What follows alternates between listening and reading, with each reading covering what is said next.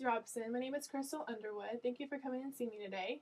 How are you doing? I'm good. You doing okay? I'm gonna get some basic information from you before we get going. Can I get your job information? Where do you work? I'm a bank teller. Okay. I've been working there for 20 years. Okay. And do you have children? My oldest son is John, and he's 17 years old. And then I also have a daughter, Susie, who's 14. Okay. And are you married? With Charles. We've been married for 24 years. Okay, good. And are you guys religious?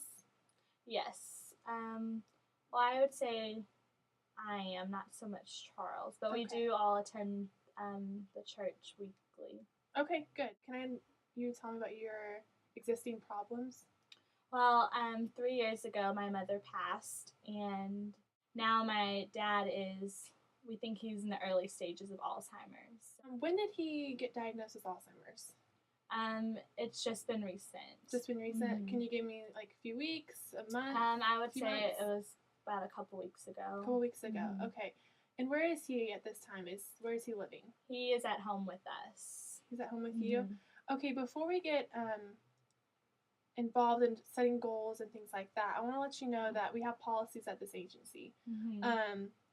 I want us to be on the same page as we go through with this process. I want you to know that these sessions are private. Anything said here, I want you to be comfortable. It is confidential, but I will say that anything you say to me that may harm yourself or maybe your father or a child, I will have to act on those things. But I also want you to be able to ask me questions at any time, and I also want you to know, because this does cost, each session has a copay, that we're going to set up a timeline, that way the budget for the long run. Okay. So can you tell me a little bit about your home life? It's just there's been a lot of stress because I do work, and I've been trying to cut my hours so that way I can be at home with my father more. Okay.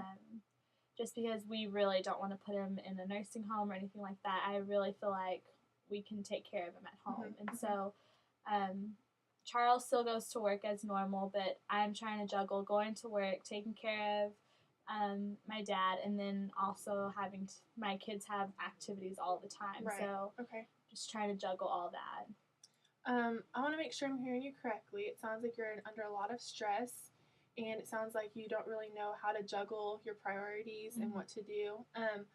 I want to see exactly what your plan is for your father. If you're wanting him to stay with you in the long run, Alzheimer's, he will get worse. I'm sure you know that. Depends on this. You said he's in stage 1. Is that what they told you? Well, yeah, he's just been diagnosed. Been diagnosed. Okay. Because sometimes when they're diagnosed, they can already be in phase 3. But it sounds like maybe, can you tell me his symptoms as far as, is he still remembering your name? Is he not wandering from home? He's just being very forgetful. Okay. And yeah, every now and then we'll have to just remind him little things. But for now, I think it's clearly just the beginning. But they did tell us to expect for it to progress. Okay, and you said something about your husband always working, keeping up with his job because you're cutting back hours. Yeah, so he's having to actually work even more now because I'm not working as much. Because you're not working as much. Is he on the same page with you as far as your father goes? Is he okay with everything in the house? Well, I think he's getting stressed out as well, just because he knows I have to take care of my father, and he thinks that it's too much stress on me and that we should get outside help. He thinks that he needs to be in a nursing home or maybe get someone in to help with the home, and I think that's fine, but I really want my father to stay at home. I think that family should take care of family, and I really don't want to put him somewhere that he won't be comfortable. Okay. Is it, if you don't mind me asking, is it because you're cutting back hours and he's having to work more, is your income drastically changing because of this? Are you okay with resources? We're doing okay now because my husband is pretty much just picking up the slack of whatever I'm not working. Okay, good. And how are your children doing with all this? Are they understanding of the situation? Are you? I think for the most part, they're understanding of it. They are at an age where they understand what's going on. I don't think they're gonna understand, like when he does get worse. I don't think I think that's when it really starts to show. Because right now, like I said, it's just the little things. So Okay. he's acting like grandpa the same. But Okay.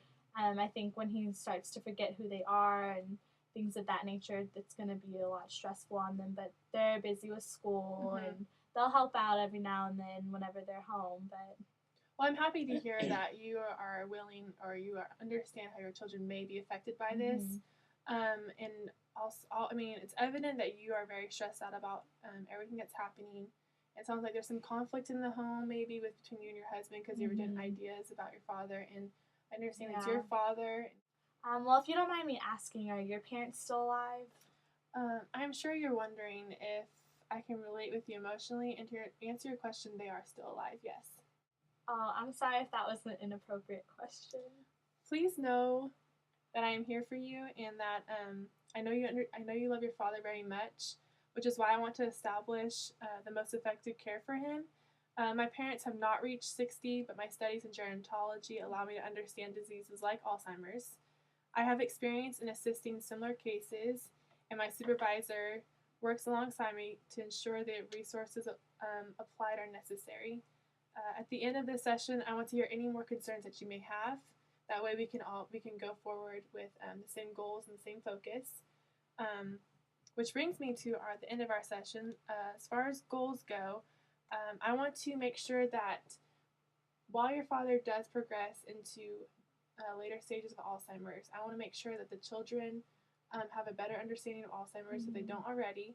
I can give you pamphlets on that. I also want to make sure that your husband, not that you're neglecting him, but make sure that he feels comfortable, maybe not agree with your decision to keep him at the home, but make sure that you guys are kind of communicating, keeping the levels of communication open.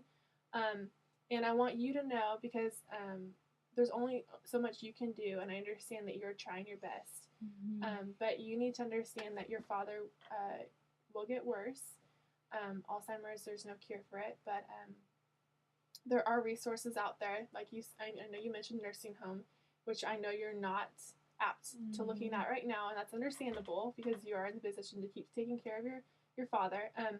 However, if it does get to the point, because he will start getting angry and he could possibly start wandering and forgetting your name, there may be a time when we might have to move in that direction for your safety and for your family's safety. Also, I can get phone numbers and names to you of caregivers that come in the home.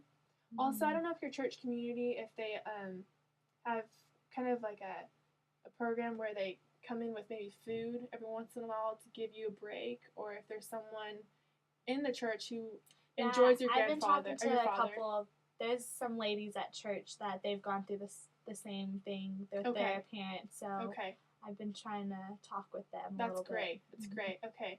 And like, if you need a break or anything, I would definitely communicate with them. If you have any more questions, I would love to answer them at this time. I'd like to thank you for coming in today. I have observed a lot, and I've written them down. I think we should get in touch maybe every 3 weeks, once until your father gets worse, to where we need to start meeting more frequently. But at this time, I appreciate you coming in with your concerns, and I look forward to seeing you soon. All right. Nice meeting with you. Nice meeting with you.